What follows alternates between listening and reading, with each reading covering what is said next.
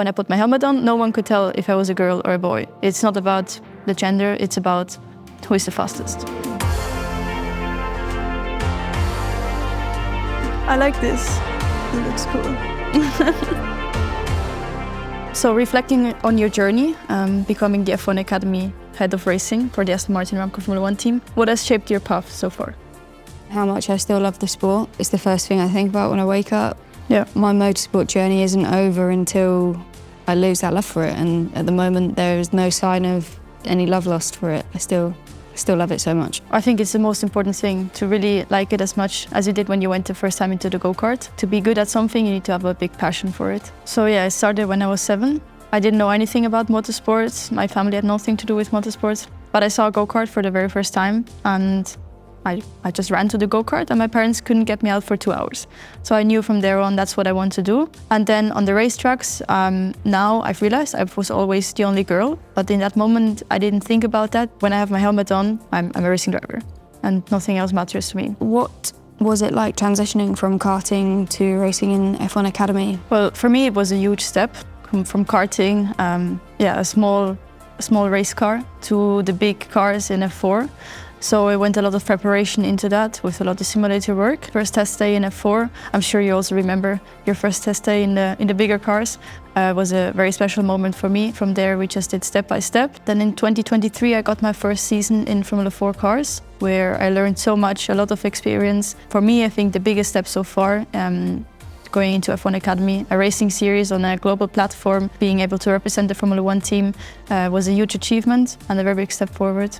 So how did you approach to be a mentor? Because I'm sure in the past you've also had some mentors, but now you're in a bit of a different position and giving your knowledge to me. I remember being so excited about having this young, enthusiastic driver that we could, channel all of our knowledge into to help, try and mould into this winning machine. Because it was a groundbreaking project. Sure. Nothing like this has ever happened before, and for you to have this experience, like the drivers of my generation, it just wouldn't have happened. It really is showing how far we've come within the sport. Motorsport has come so far, and huge development, especially in the last few years.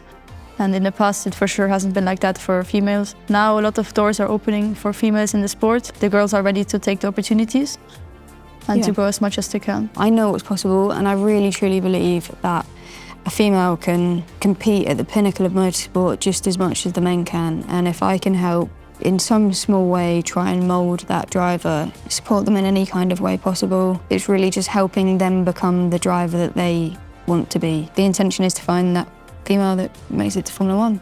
For sure. And making it so that it's not just one female that makes it to Formula 1, it's a string of females making it to Formula 1. So it's not such a big deal when a female makes it to Formula 1. I want to normalise it. And I don't think we've done that until a few has made it to Formula 1 and they've been successful. And don't get me wrong, I think we're a long way away from that, but I do think it's possible.